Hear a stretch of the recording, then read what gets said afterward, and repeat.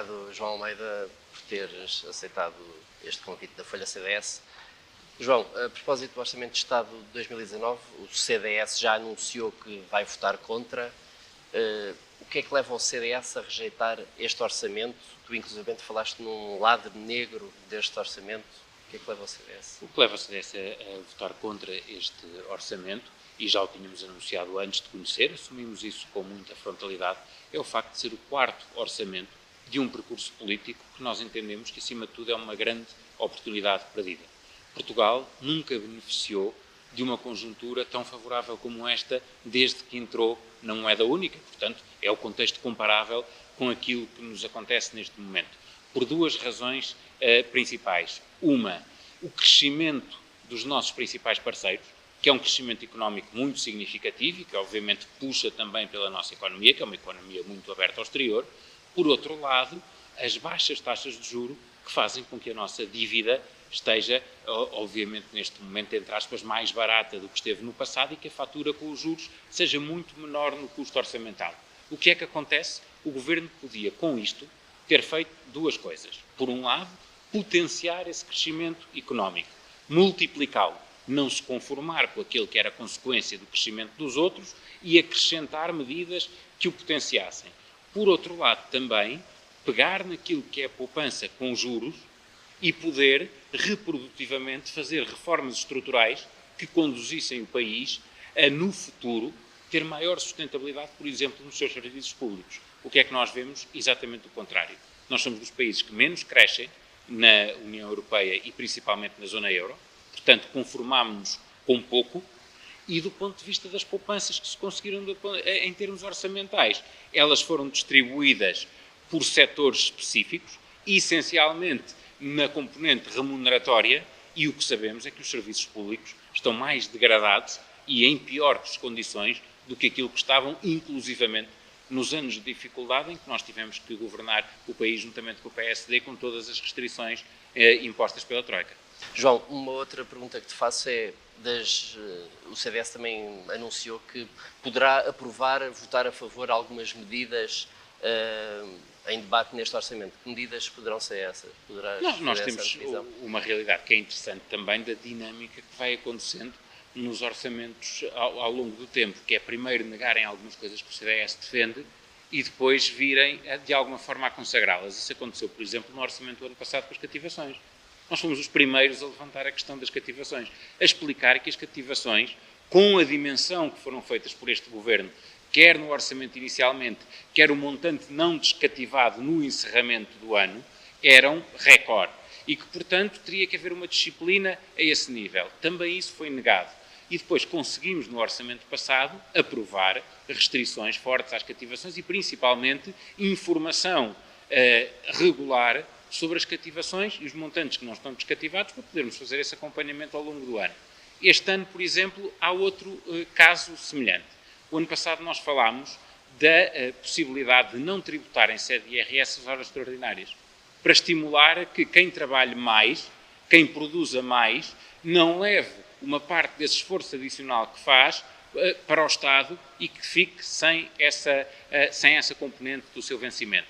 Na proposta de lei do Orçamento de Estado está algo que é absolutamente perverso, que diz que, de facto, essas horas extraordinárias deixam de ser retidas na fonte, portanto, são recebidas pelo trabalhador, mas são devidas na mesma. Ou seja, no ano seguinte, por acaso, acontece uma coisa que certamente será um acaso, no ano das eleições, as pessoas recebem o dinheiro por inteiro.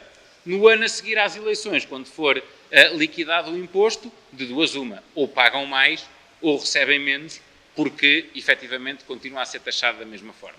Se o Governo tiver abertura para, em vez de mexer apenas na retenção na fonte, mexer efetivamente no imposto, podemos ter essa abertura.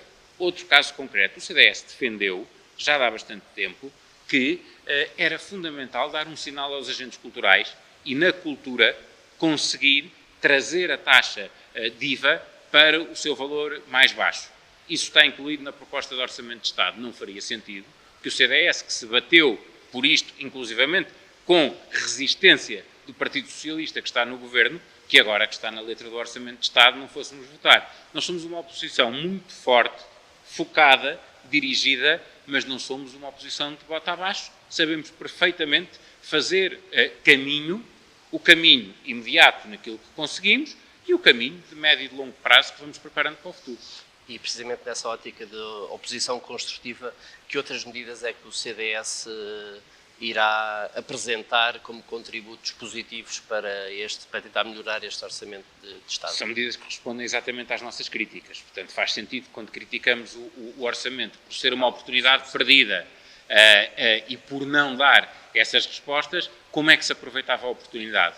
Do nosso ponto de vista, em primeiro lugar, estimulando a economia, e nós defendemos que deveria ser retomado um acordo que, aliás, foi um acordo de regime feito com o Partido Socialista para a redução progressiva do IRC.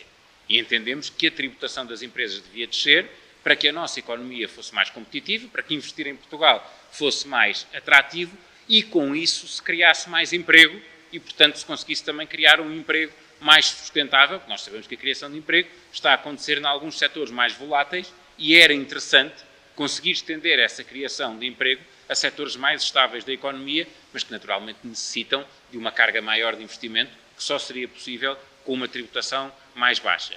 Mas também na política de rendimentos. Nós achamos que a política de rendimentos é importante, mas é para todos. Não deve ser só apenas para uma parte da sociedade. Este governo tem tendência a dirigir a política de rendimentos exclusivamente para os funcionários públicos. Nós entendemos que deveria ser no IRS que deveria ser feita uma verdadeira política de rendimentos, aproveitando parte daquilo que efetivamente se conseguiu poupar, por exemplo, com a fatura de juros, muito por ação do que fez o governo anterior, de restituir a credibilidade a Portugal, de conseguir sair do programa de assistência na primeira oportunidade possível e assim tornar-nos um país confiável do ponto de vista da dívida pública e, portanto, conseguimos ao nível do IRS, com o quociente familiar e com uma coisa que, por exemplo, era o mínimo dos mínimos e este governo não fez, que é atualizar os escalões. O governo, ao não atualizar os escalões na proposta de lei, faz com que quem ganha o mesmo possa pagar um pouco mais e quem eventualmente venha a ser aumentado, que é natural na conjuntura e desejável até na conjuntura económica atual, possa até subir de escalão e vir a pagar mais imposto do que aquilo que pagava anteriormente. São algumas das medidas, por exemplo, outra, que se faça aquilo que o Parlamento aprovou em relação ao adicional de ISP. Se toda a gente acha, e se nós fomos os primeiros a travar essa batalha, que é absolutamente inaceitável o que empresas e famílias pagam de combustíveis em Portugal, não faz sentido que se diga que um orçamento que é bom para toda a gente, como diz o Primeiro-Ministro, vá ao bolso de toda a gente, famílias e empresas, de uma forma como nenhum outro país na Europa vai, taxando aquilo que são as pequenas deslocações, os transportes públicos, os transportes coletivos, os transportes de mercadorias, os pequenos serviços que dependem também disso, com algumas medidas que agora se acrescentam também neste orçamento e que penalizam ainda mais, por exemplo, empresas que tenham carros a diesel ou outro tipo de empresas que obviamente tenham esta dependência de muitos movimentos curtos. Por isso a redução da carga fiscal apregoada pelo Governo acaba por... Não, o que nós vemos no relatório deste Orçamento de Estado é exatamente o mesmo que vimos nos anteriores. Diz-se sempre que para o ano a carga fiscal vai diminuir, mas que este ano afinal foi mais alta do que se tinha previsto. E, portanto, mantendo-se esta tendência, o que nós vemos é que a carga fiscal foi incremental ao longo desta legislatura. E é uma questão ideológica que nos separa claramente da esquerda e por isso é que o CDS é uma oposição tão clara. Nós entendemos que numa altura de prosperidade económica é a altura de reduzir e reduzir substancialmente a carga fiscal para potenciar ao máximo a capacidade reprodutiva do investimento, do consumo e toda a dinâmica da economia privada. E depois o Estado, nos momentos de recessão, aí sim, ter os mecanismos suficientes para fazer as compensações. Se o Estado põe uma carga fiscal tão alta no momento em que a economia podia, efetivamente, beneficiar dessa dinâmica, a tendência depois é vir a estrangulá-la, porque não consegue reduzir essa carga fiscal rapidamente, numa altura em que a economia não tem um período tão positivo.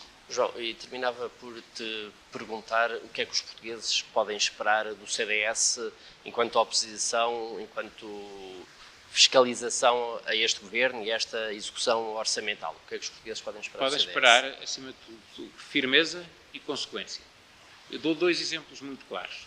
Houve dois ministérios que, durante esta legislatura, tiveram acontecimentos graves, foram inicialmente ou desvalorizados ou, de alguma forma, tentados ultrapassar sem que houvesse consequências políticas. Falo do Ministério da Administração Interna relativamente aos incêndios e do Ministério da Defesa relativamente ao roubo de tanques. Qualquer português sabe que há um partido que desde a primeira hora disse que factos desta gravidade não poderiam acontecer sem consequências políticas. Num caso e noutro, passaram-se meses ou até mais de um ano para que as consequências políticas que o CDS sempre reivindicou viessem a acontecer. E por isso os portugueses sabem uma coisa: quando o CDS se impõe e se levanta a sua voz, empenha a sua palavra contra o governo em determinada área, falo com essa razão que eu dizia que é o segundo ponto que os portugueses podem contar. Mas podem contar, acima de tudo, também com uma coisa: nós estamos a terminar um ciclo político. Se há a garantia de que na fiscalização do governo nós fomos, de facto, muito efetivos, os portugueses podem ter outra garantia. Nós estamos a empenhar-nos muito a preparar o próximo ciclo político. Nós queremos ser, e vamos com certeza ser, competitivos nas próximas eleições, não apenas por aquilo que é o registro da oposição que fizemos, mas também pela qualidade das propostas alternativas que vamos apresentar, que estamos a preparar com o Ouvir Portugal, que estamos a preparar pela equipa de programa de governo coordenada pelo Adolfo Mesquita Nunes e em que todo o partido se está a preparar para que o CDS, tão rápido quanto possível e certamente por escolha dos portugueses, volte a ser a opção de governo em Portugal. João, muito obrigado. Obrigado.